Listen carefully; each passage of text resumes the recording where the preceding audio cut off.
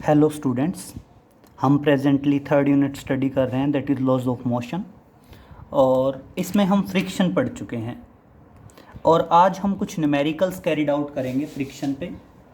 तो देखिए, स्टार्ट करते हैं।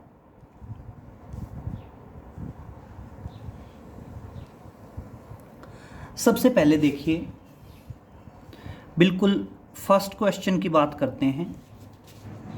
न्यूमेरिकल से पहले आप फ्रिक्शन से रिलेटेड जो प्रीवियस वीडियोस हैं वो ज़रूर देख लें, क्योंकि उनके बगैर नहीं आएगा न्यूमेरिकल्स। देखो, जब तक आपको थ्योरेटिकल पोर्शन क्लियर नहीं है उससे पहले हम न्यूमेरिकल्स कैरिड आउट नहीं कर सकते। तो जिसने भी प्रीवियस वीडियोस नहीं देखे हैं, पहले वो फ्रिक्शन के प्रीवियस वीडियोस ज़रूर देख लें। तो देखिए, पहले क्वेश्चन की बात करते हैं। A block of mass 1 kg, a block of mass 1 kg lies on the horizontal surface, lies on a horizontal surface, lies on a horizontal surface in a truck,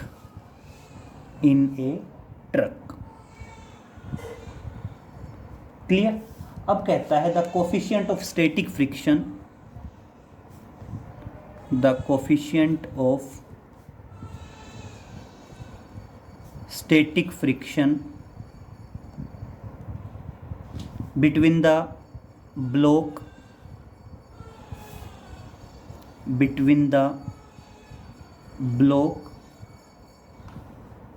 and the surface is 0.6। Clear. देखो, coefficient of friction की कोई measuring unit नहीं होती, ये just क्या होता है, एक प्योरली नंबर होता है। अब कहता है if the acceleration of the truck is, if the acceleration of the truck is 5 meter per second square, then calculate the friction force on the block, then calculate the friction force on the block. अब समझिए बेटा, question आसान है लेकिन थोड़ा सा tricky किया हुआ है। सबसे पहले समझिए, हम बात करेंगे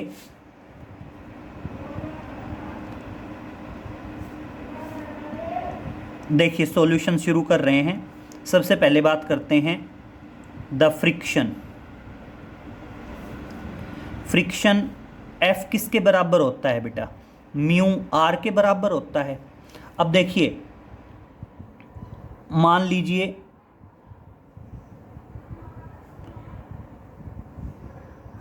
ये आपका कोई ट्रक है,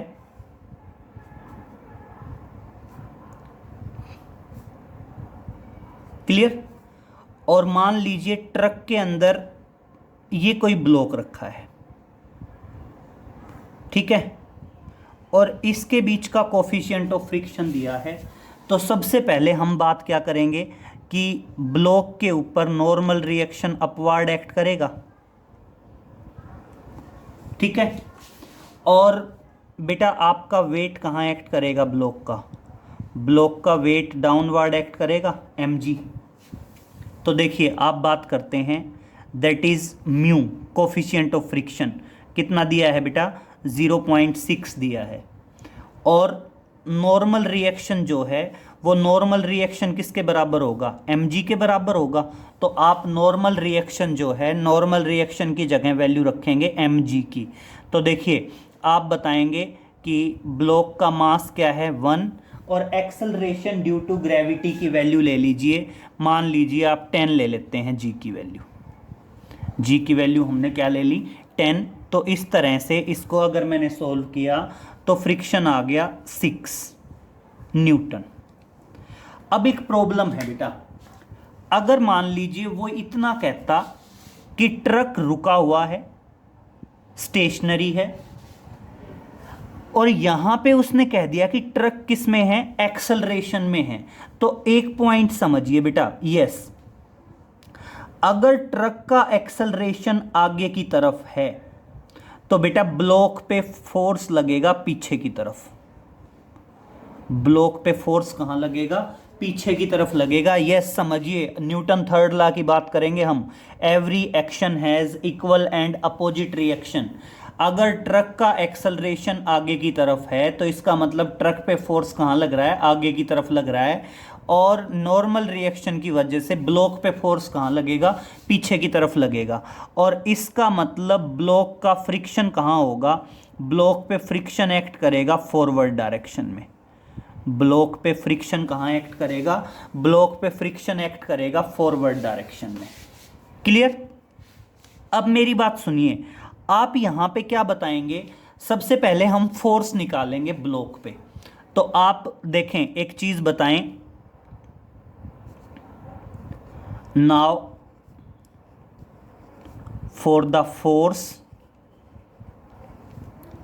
ऑन द ब्लॉक,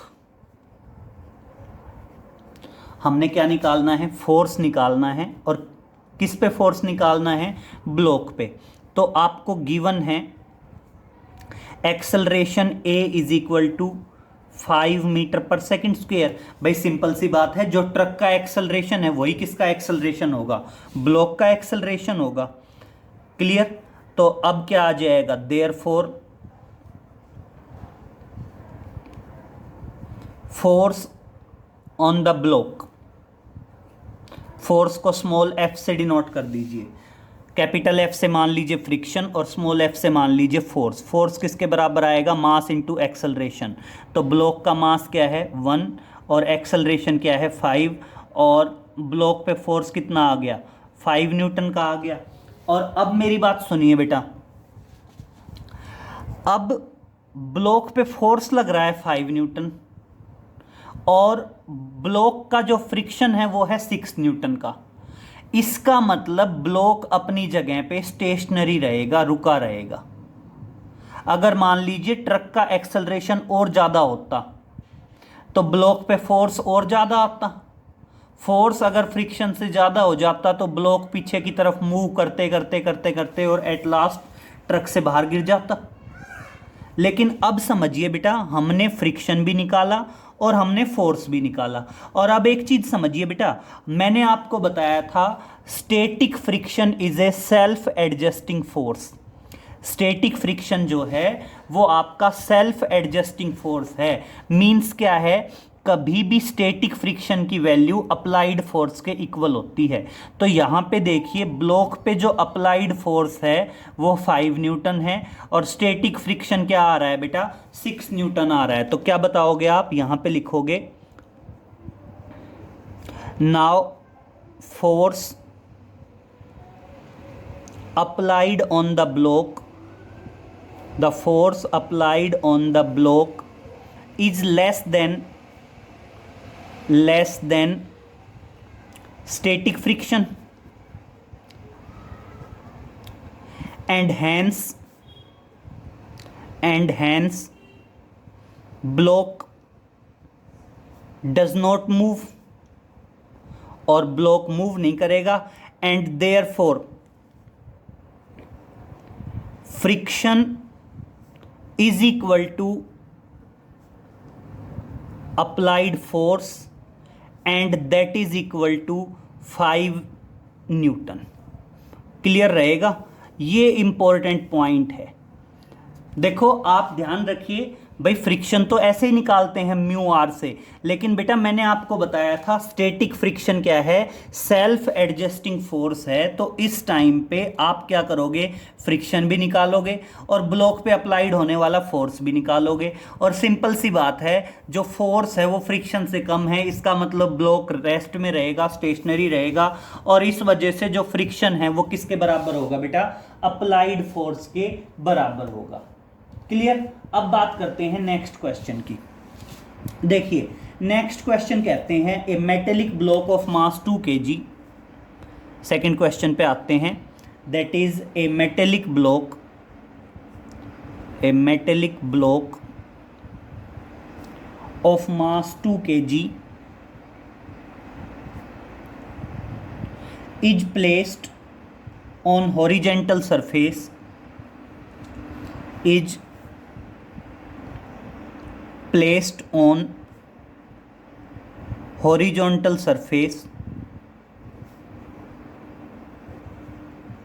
क्लियर। अब कहता है the block just begins to slide, the block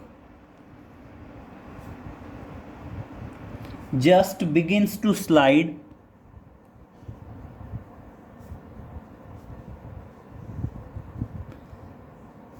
down as the plane surface is inclined, as the plane surface is inclined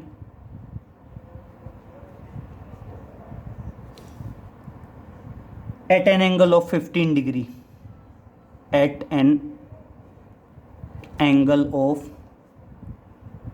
15 degree. Calculate the coefficient of friction. Calculate the coefficient of friction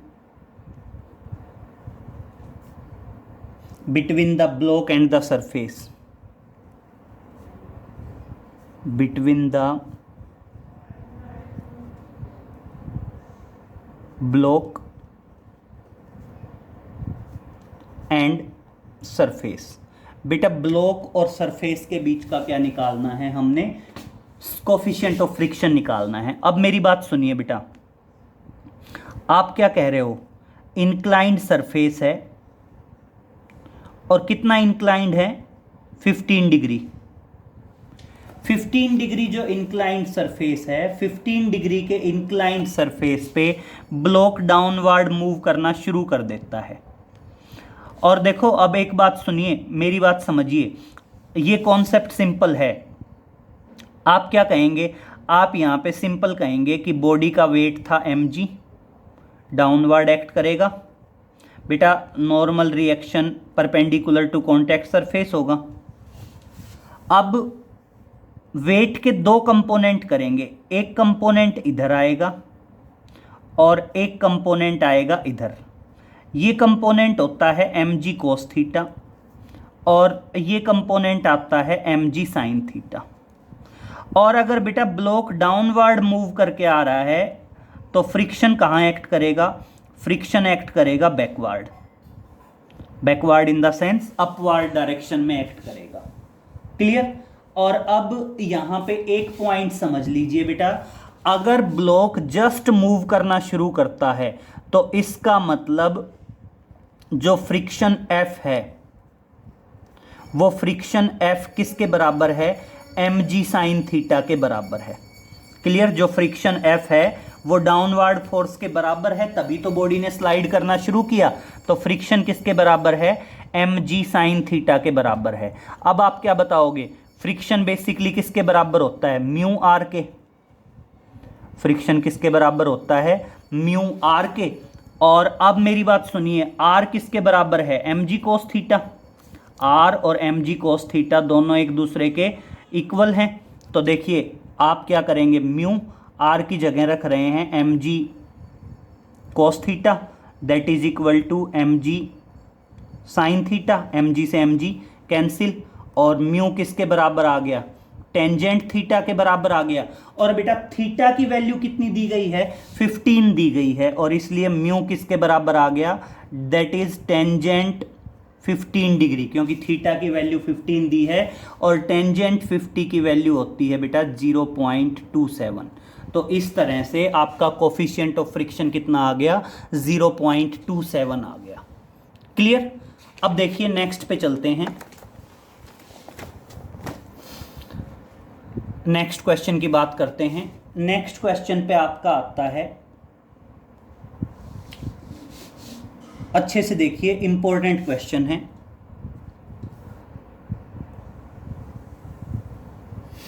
मान लीजिए हम बात करते हैं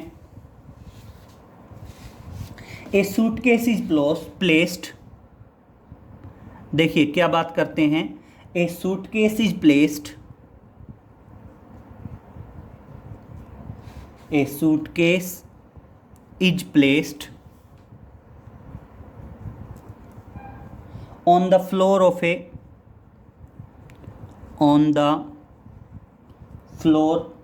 a compartment of a train, of a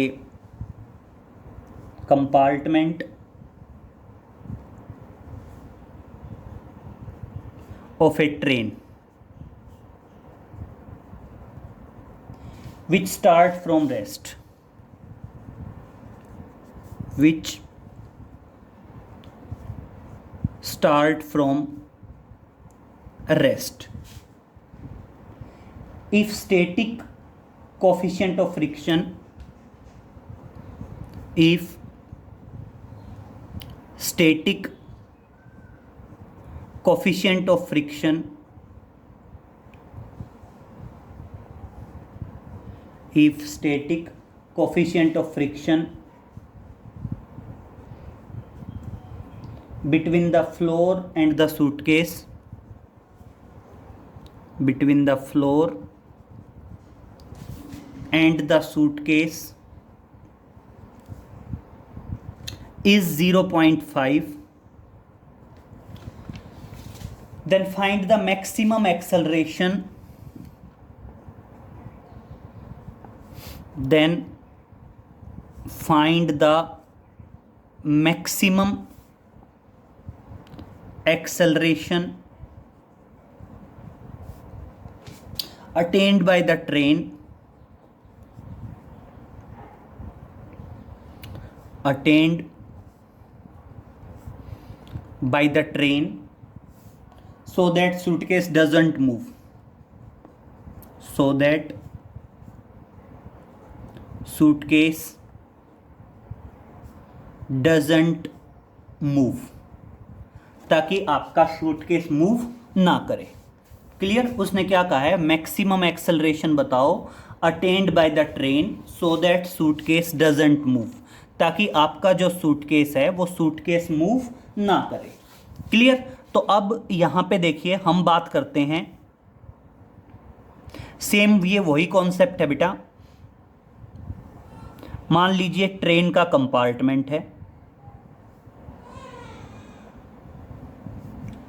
ठीक है, मान लीजिए ये क्या है, आपका ट्रेन का कंपार्टमेंट है, और ट्रेन कंपार्टमेंट में ये क्या है, आपका सूटकेस है। This is the suitcase. Clear? अब मेरी बात सुनिए बेटा, अगर ट्रेन आगे की तरफ मूव कर रही है तो सूटकेस पे फोर्स कहाँ लगेगा? पीछे की तरफ लगेगा। न्यूटन थर्ड लॉ के अकॉर्डिंग अगर ट्रेन आगे की तरफ मूव कर रही है, train is moving in the forward direction, तो सूटकेस पे फोर्स कहाँ लगेगा बेटा? बैकवर्ड डायरेक्शन में लगेगा।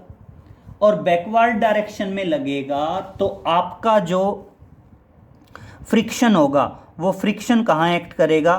फ्रिक्शन एक्ट करेगा फॉरवर्ड डायरेक्शन में। मान लीजिए फ्रिक्शन F है। क्लियर? आपका जो सूटकेस है, सूटकेस का वेट कहाँ एक्ट करेगा? डाउनवर्ड। और नॉर्मल रिएक्शन कहाँ एक्ट करेगा? अपवर्ड एक्ट करेगा। क्लियर? यहाँ पे F डिनोट कर रहा है फ्रिक्शन को। तो आप बात करेंगे, सबसे पहले निकाल देंगे फ्रिक्शन। फ्रिक्शन F किसके बराबर आएगा? म्यू आर के बराबर आएगा। और बेटा आर किसके बराबर है? mg।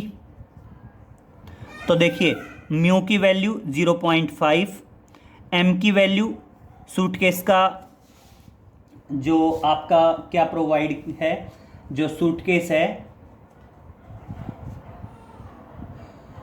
सूटकेस का वेट मान लीजिए आप mg लेते हैं, तो m मास, सूटकेस का मास m ही ले लीजिए आप। सिंपल क्या ले लेते हैं? m। और g की वैल्यू ले लेते हैं 9.8। और ये किस में आ गया? That is in newton. 9.8 ले लो, 10 लोगे तो 10 की टर्म्स में आ जाएगा 5m न्यूटन। अब मेरी बात सुनिए, अब आप बात करेंगे फोर्स की। ये तो था फ्रिक्शन। अब बात करेंगे फोर्स ऑन सूटकेस। बेटा फोर्स ऑन सूटकेस मान लीजिए F, और किसके बराबर आएगा, मास इनटू एक्सेलरेशन। और यहां पे A क्या है, A है acceleration of train oblique suitcase, क्योंकि सिंपल सी बात है, जो एक्सेलरेशन ट्रेन का होगा वही एक्सेलरेशन किसका होगा, सूटकेस का होगा। क्लियर, आ गया समझ में। और अब मेरी बात सुनिए बेटा, अब सिंपल सा कॉन्सेप्ट है,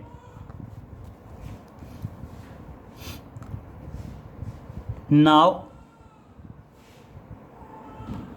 जो फोर्स है, that force is less than equal to friction.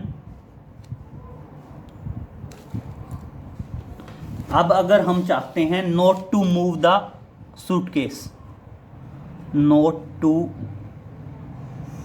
Move the suitcase, clear, अगर आप चाहते हैं सूटकेस मूव ना करे तो जो फोर्स है वो क्या होना चाहिए बेटा, less than is equal to friction होना चाहिए।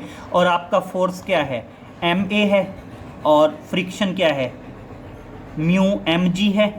बेटा m से m कैंसिल, और आपका जो एक्सेलरेशन है वो क्या आ गया, less than is equal to mu g के बराबर आ गया, और less than equal to mu की वैल्यू 0.5 और जी की वैल्यू 9.8 ले लीजिए बेटा, और चाहे आप 9.8 की बजाय 10 ले लीजिए, वो एक ही बात है। मान लीजिए हमने 9.8 लिया है जी की वैल्यू, तो acceleration should be less than is equal to 4.9 metre per second square. तो अगर आप चाहते हैं कि मूव ना करे तो आपका जो ट्रेन का एक्सेलरेशन है वो कितना होना चाहिए, less than is equal to 4.9 metre per second square होना चाहिए। क्लियर। अब बात करते हैं नेक्स्ट क्वेश्चन की। देखना नेक्स्ट एक क्वेश्चन आता है बेटा, मान लीजिए हम कहते हैं there are two blocks of mass 4 kg and 6 kg placed on the smooth horizontal surface as shown in the figure. तो देखिए क्या बताएंगे, two blocks of mass 4 kg and 6 kg,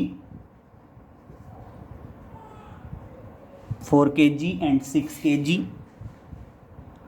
are placed on a smooth horizontal surface, on a smooth horizontal surface,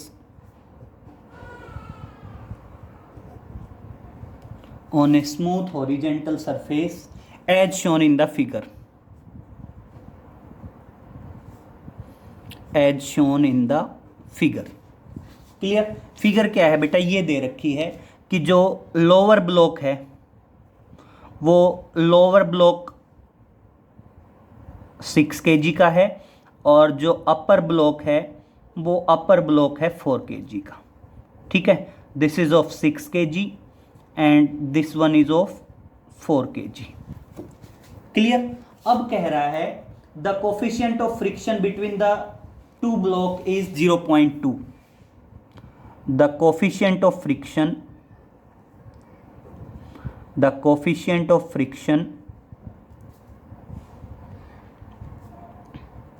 between the blocks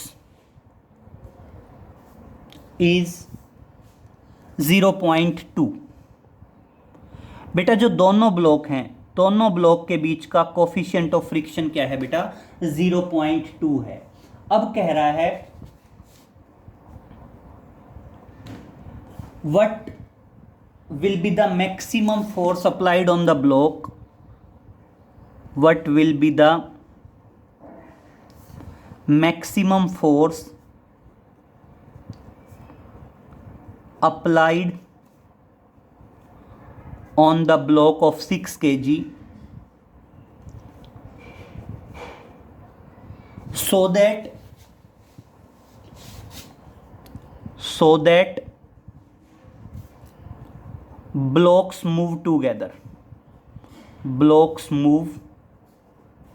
together, अब वो कह रहा है कि जो 6 kg का ब्लॉक है उस 6 kg ब्लॉक के ऊपर कितना फोर्स लगाएं ताकि आपके ब्लॉक क्या मूव करें बेटा, टुगेदर मूव करें।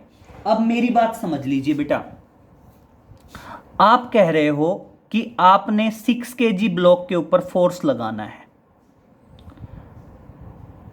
क्लियर। अगर आप 6 kg ब्लॉक पे फोर्स लगाओगे तो जो आपका 4 kg का ब्लॉक है उस पे फोर्स कहां लगेगा, पीछे की तरफ लगेगा, क्लियर करिए। अगर आप 4 kg वाले ब्लॉक पे फोर्स 6 kg वाले ब्लॉक पे फोर्स फॉरवर्ड डायरेक्शन में लगाओगे तो 4 kg पे फोर्स कहां लगेगा, बैकवर्ड डायरेक्शन में लगेगा, क्लियर। और बेटा आपका फ्रिक्शन कहां एक्ट करेगा, इन दोनों के बीच का जो फ्रिक्शन है वो फ्रिक्शन फॉरवर्ड डायरेक्शन में एक्ट करेगा, दोनों के बीच का जो फ्रिक्शन है वो फ्रिक्शन कहां एक्ट करेगा, फॉरवर्ड डायरेक्शन में एक्ट करेगा, क्लियर। अब मेरी बात सुनिए, सबसे पहले हम ये कह देते हैं इफ सॉल्यूशन मान लीजिए ये, if block moves together then acceleration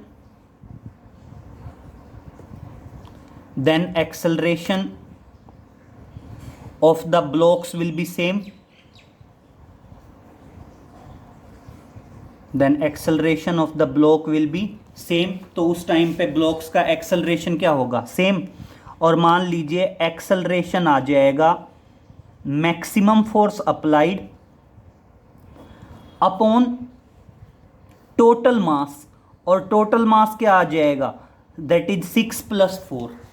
तो इस तरह से जो एक्सेलरेशन आया वो आपका एक्सेलरेशन आ गया F/10, that is equal to F/10 metre second square. तो देखिए यही एक्सेलरेशन इस ब्लॉक का होगा और यही एक्सेलरेशन क्या होगा बेटा, इस ब्लॉक का होगा। और अब आप कर देंगे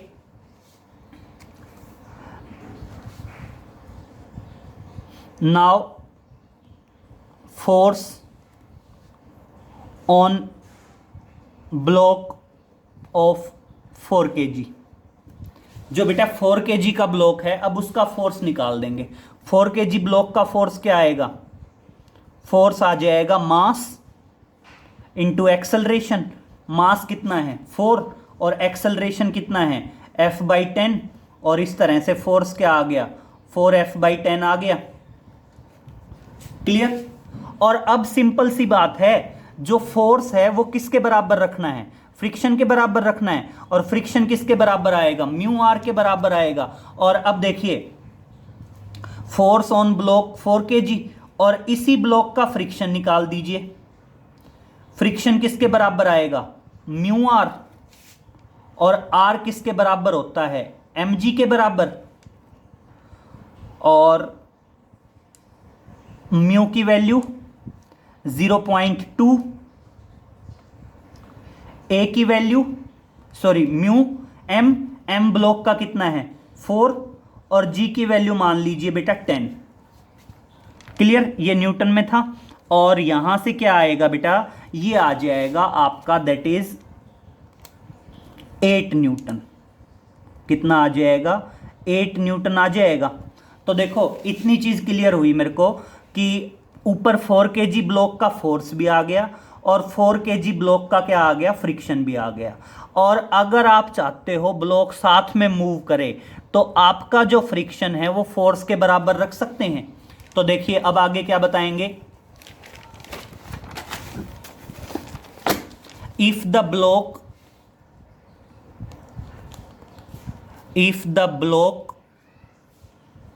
moves together then force is equal to friction, और फोर्स किसके बराबर आना चाहिए, फ्रिक्शन के बराबर आना चाहिए। और देखियो फोर्स का क्या था यहाँ पे 4F/10 और फ्रिक्शन कितना आ गया आपका 8। तो इस तरह से F किसके बराबर आ गया, दैट इज 80/4। और इस तरह से जो मैक्सिमम फोर्स आया वो मैक्सिमम फोर्स कितना आ गया, that F is equal to 20 newton. That is the maximum force applied on the block of 6 kg to move these together. और ये जो आपका 20 न्यूटन फोर्स है ये वो मैक्सिमम फोर्स है जो ब्लॉक पे लगाया जाएगा ताकि ब्लॉक्स क्या करें बेटा, टूगेदर मूव करें। आ गया समझ में? तो इस तरह से आप कैरिड आउट कर सकते हैं। तो ये कुछ न्यूमेरिकल्स थे जो हमने फ्रिक्शन पे कैरिड आउट करे। इन न्यूमेरिकल्स को, फ्रिक्शन के ऊपर जो भी न्यूमेरिकल्स हैं उनको सोल्व करने की कोशिश करेंगे और बाकी बेटा नेक्स्ट लेक्चर में आगे फर्दर स्टडी करेंगे। Okay, thank you.